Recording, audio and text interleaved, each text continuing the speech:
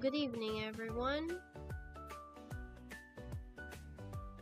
We will be presenting on rural depopulation with a special focus on what is happening in Guyana. Next slide, please.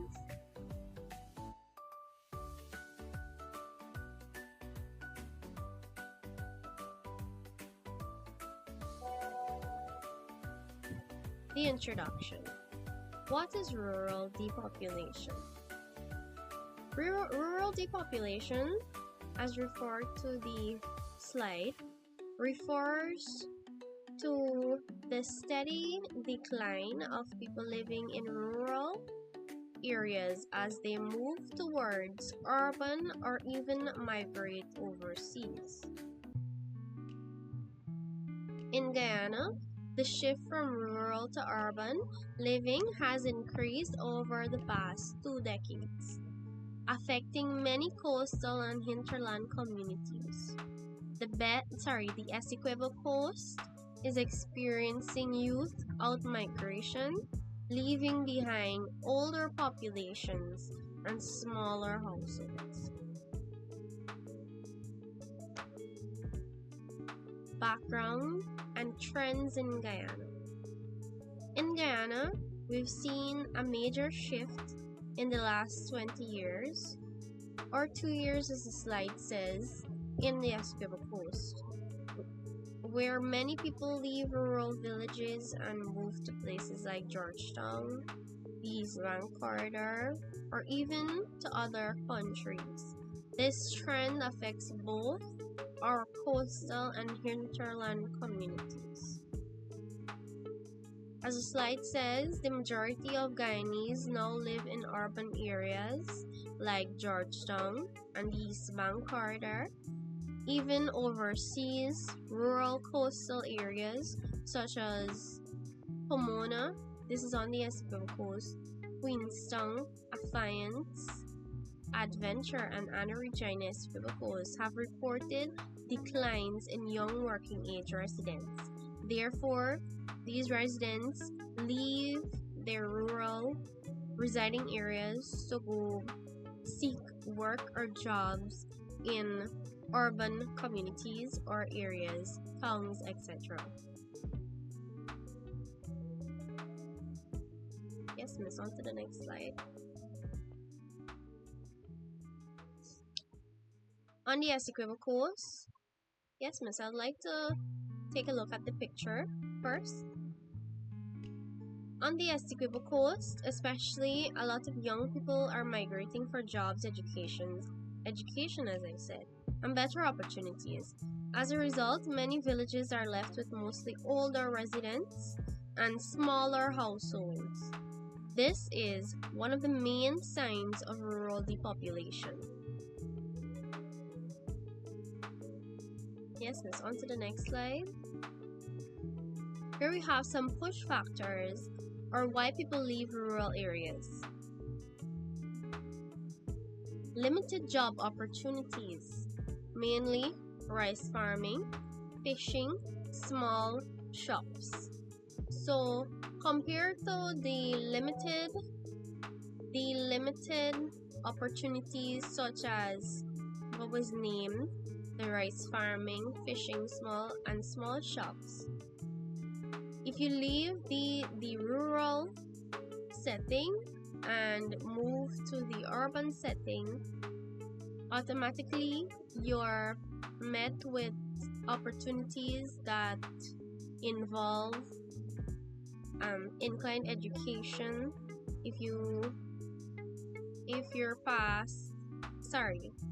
you've gotten the opportunity to experience education in your life, you automatically can upgrade yourself in an urban area.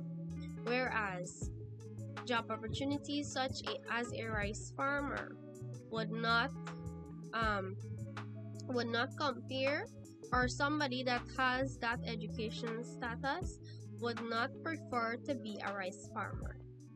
So another point to note is unstable income due to changing rice prices, high fuel costs, and unpredictable markets. The markets are unpredictable nowadays, hence inflation. So, moving to an urban community is better, or an urban setting. Limited access to secondary, tertiary education. For me, I attended Sarah Potter College of Education, which was recently brought to rural area. But compared to the times before, Essequiboans, for example, had to travel from Essequibo to access tertiary education in Georgetown, the capital of Guyana, or city. Another point to note is long distances to healthcare services and emergency care. The emergency care in this rural area here, Essequibo, where I reside, is not that advanced. So, let's say if I visit Georgetown or the Georgetown Public Hospital, GPH. The environmental challenges such as flooding, saltwater intrusion, and erosion. Alright, that is less compared to Georgetown, or let's say an urban area around the world. That's less likely to happen. Poor infrastructure, weak internet, limited transportation, fewer youth facilities. Essequibo, as we know it, has limited opportunities, and weak internet is also something that is challenging, especially for me as a student studying. Weak internet is a challenge that I do face compared to if I was living in Georgetown or any urban area around the world. Next slide, miss.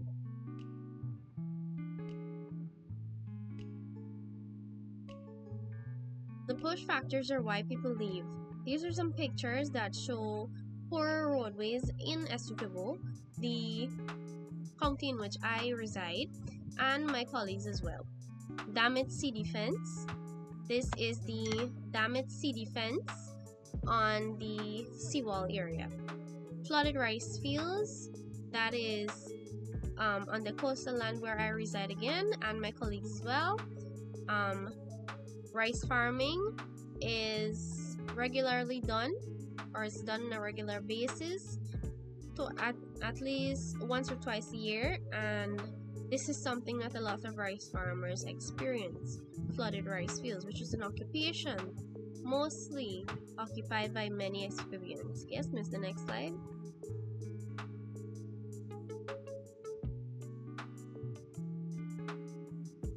Then we have the pull factors.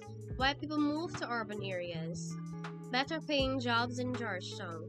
Construction, retail services, oil and gas sectors. The oil and gas sector has being introduced to Guyana as of recently, or I should say not so recent, but it's already been introduced, and the services are exceptionally well, and they're modern services now. So as I said before, as I mentioned before, residents of rural areas would want to go, or they would want to move to urban areas for these services. Better paying jobs, better access to higher education, UG, technical institutes, training centers.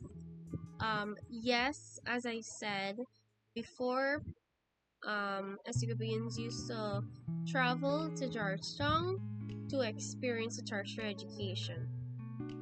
However, that has changed, but still we do not have a university here. We would have to travel to Georgetown to do so if we, Sarah Potter College students, want to further our studies. Reliable services, healthcare, transportation, internet, entertainment. As I said, I do face internet issues, and so do my colleagues. Higher standard of living and modern amenities. Higher standard of living. Obviously, we would not have the same traditional means of transportation, for example. Family connections. Many youth join relatives in the city or abroad. which is something that happens a lot on the Essequibo coast. A lot of Essequibians leave this small county to go with their relatives for a better future, to build a better future. Perception of urban areas. The perception of urban areas in this happens a lot. It's successful and modern and full of opportunities, as olden folks would tell us. And we would have that dream of going further or to a better place. It's always to do better. Next slide, miss.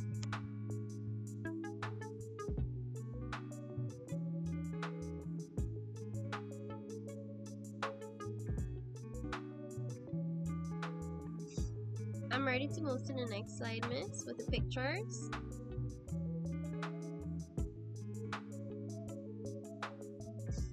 Good. So these are some pictures that depict the examples of all factors. Why people would move to towns and cities.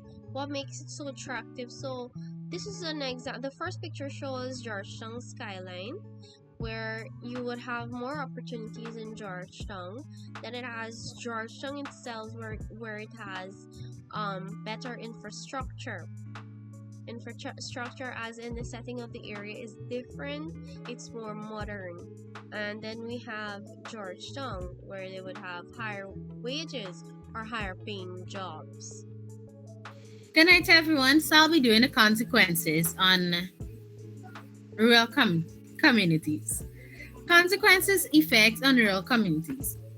Impacts on families. Parents migrate for work, leaving grandparents to care for children. Families become split between Guyana and overseas. When parents leave rural areas to find work, children are often left with grandparents. This causes families to be separated between Guyana and overseas, which can affect emotional support and daily family life. Impact on education. Decline in school population, smaller class sizes, some subjects, clubs, and extracurricular activities become discontinued. When family migrates, the number of students in school drop out. So the school they would have less population into the school. With fewer students, some subjects, clubs, and learning activities can no longer be offered, which reduces learning opportunities. Impact on local economies. Shrinking labor force in agriculture. For example, rice, cash crops, fishing, reduced customer base, small shops, markets, and services close. This would be as people move away, the labor force in farming and fishing becomes smaller, with fewer customers, small shops and markets struggle to survive and may close down because the number of customers won't be at the market to buy, and the vendors, they would feel a struggle and tend to close their shops and their market. Impact on culture and society. Loss of village traditions, community events, and sports groups. Weaken cultural identity as youth move away. When young people leave, village lose traditions, community events, and sport groups. Over time, the cultural identity of the community becomes weaker because, as they say, the youths are the future. Because if these youths keep moving away, tradition would be gone because the older folks, they tend to die out or tend to get weak and can't move anymore.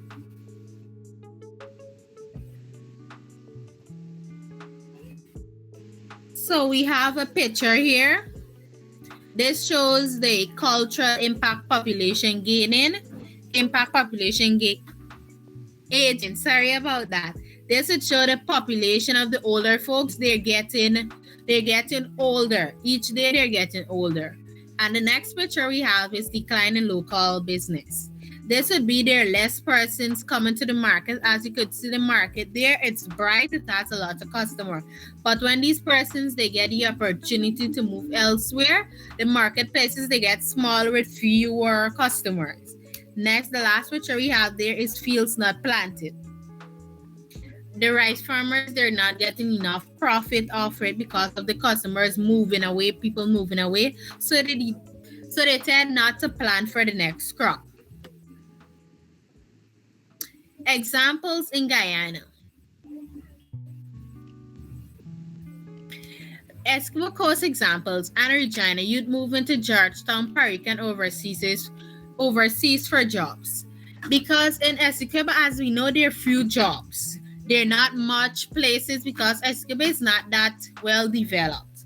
And so Georgetown, which is the capital, it will have more job opportunities for the youths, and they tend to move there to get that. Pomona and Defiance, drop in rice farming and fishing activity. Due to weather sometimes, and then we don't have the buyers, it drop in rice farming. Because a farmer would say, why me being a farmer planting my crop and not getting enough profit by the end of the crop? Other Guyanese regions, interland villages, youth migrating to coastal towns for secondary school and employment. For example, on the Essequibo Coast, we have the Pomeroon River. Persons in there, they have to come out from there to go to college. Some have to go to school because they're not proper facility inside of there to get to school and all of that. They don't have proper internet connection and work and all of that. Then we have Berbice rural areas. Many families immigrating to the US and Canada. Because, for example, in Berbice, there aren't much road developed and there aren't much jobs and land it's not available and all of that. So these persons, they move from there into the US and into Canada to get all of that. And then we have two pictures showing road development. Some roads are not all of that good. Some of them, they don't have the road space for vehicles. And the last picture we have there is the school. This shows a grandfather perhaps picking up his grandson from school. And then we have the graph. This graph, it shows the population from Essequibo to Georgetown, the steady increase of persons moving from Essequibo to Georgetown. Good night, everybody. So I'll be looking at the possible solutions. First, we have economic solutions. Support rural businesses, agro-processing, craft, tourism. So tourism, small manufacturing, increased agricultural support, like better equipment, subsidies, training, cooperative. So the economic solutions would be like help small village businesses grow, things like farming, production, craft, and tourism. Giving farmers more support, like better tools, training, and groups to work together. Next one, we have social and infrastructure improvements. Improve drainage, roads, bridges, and sea defenses. Strengthen digital infrastructure to support online jobs, e-learning, and communication. So that would be like fix roads, drains, bridges, and seawalls so people could travel safely and avoid flood. Improve the internet access so people can work online, study, and stay connected.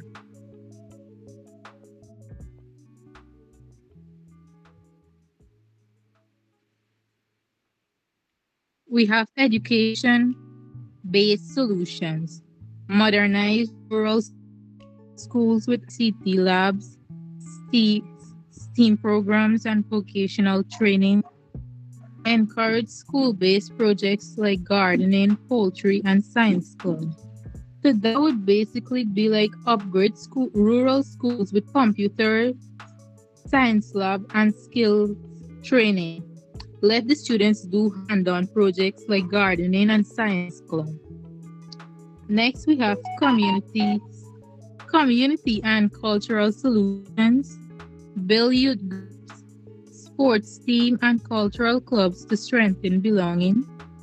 Promote heritage preservation and village pride through festivals and activities.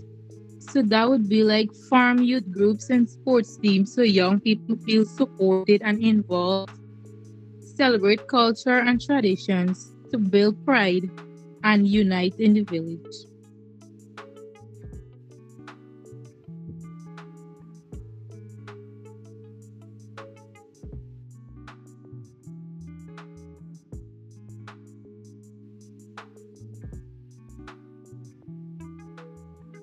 So here we have some pictures showing Anna.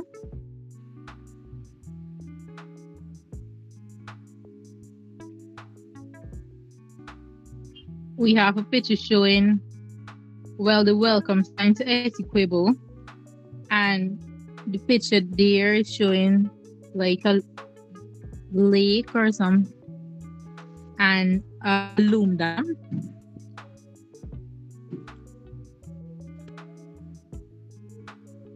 Thank you.